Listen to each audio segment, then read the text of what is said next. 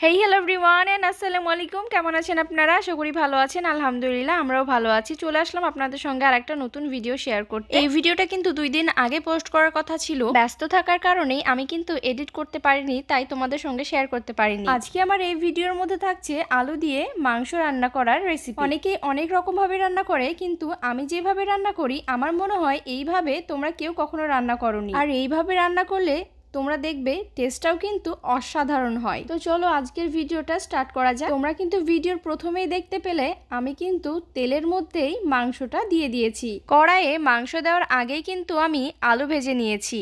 এই যে দেখালাম, আমি আলু ভেজেছি শুধু লবণ দিয়ে। তোমরা চাইলে হলুদের গুঁড়োও দিতে পারো। তারপর আমি মাংসের মধ্যেও লবণ দিয়ে ভাজা ভাজা করে নিচ্ছি। আমি কিন্তু মাংস রান্না করলে এরকম ভাবেই মাংস রান্না করি। প্রথমেই তেলের মধ্যে মাংস দিয়ে মাংসটাকে ভাজা ভাজা করে নিই। মাংস যখন ভাজা ভাজা হয়ে আসছিল তখন আমি কিন্তু পেঁয়াজের কুচি দিয়ে দিলাম। তারপর আমি দিয়ে দিলাম কাঁচা লঙ্কা। পেঁয়াজ লঙ্কা দিয়েই আমি কিন্তু এবার ভালো করে নাড়াচাড়া করে নিব, আর সবগুলোকেই ভাজা ভাজা করে নিব। আবারও সবগুলোই যখন ভাজা ভাজা হয়ে গেছে তখন কিন্তু আমি দিয়ে দিলাম আদা রসুন বাটা। তারপর আমি দিয়ে দিলাম হলুদের গুঁড়ো। তারপরে আমি দিয়ে দিলাম শুকনো লঙ্কার গুঁড়ো।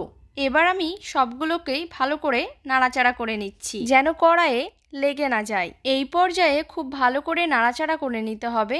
আর তোমরা যদি চাও তাহলে তোমরা এখানে টমেটো কেটেও অ্যাড করতে পারো, কিংবা টমেটোর পেস্টকেও দিতে পারো, কিন্তু আমি এখানে দিইনি। আমি এখানে দিয়ে দিলাম ভেজে রাখা আলুগুলো। আমি আলুগুলোকেও খুব ভালোভাবে কষে নিচ্ছিলাম। আমি কিন্তু রান্না বসানোর আগেই একটা পাত্রে গরম জল করে রেখেছি, আমি সেখান থেকেই অল্প গরম জল দিয়ে দিলাম।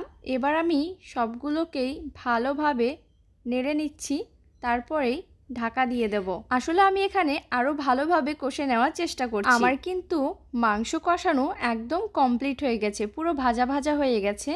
এই পর্যায়ে আমি কিন্তু গরম জল দিয়ে দিলাম। আমি যেহেতু মাংস আলুর ঝোল করছি তাই জলটা একটু বেশি করেই দিলাম। টকবক করে যখন ফুটছিল তখনই আমি ঢাকনা খুলেই টমেটো কেটে দিয়ে দিলাম। সবশেষে আমি কিন্তু জিরের গুঁড়ো আর মিট মশলা দিয়েই নামিয়ে নিয়েছি। আজকের রেসিপিটা তোমাদেরকে কেমন লেগেছে অবশ্যই কমেন্ট করে জানাও। ভালো লাগলে লাইক শেয়ার করে দিও। চ্যানেলে নতুন হলে সাবস্ক্রাইব করে দিও। দেখা হচ্ছে পরের ব্লগে। আজকের মতো আল্লাহ হাফেজ।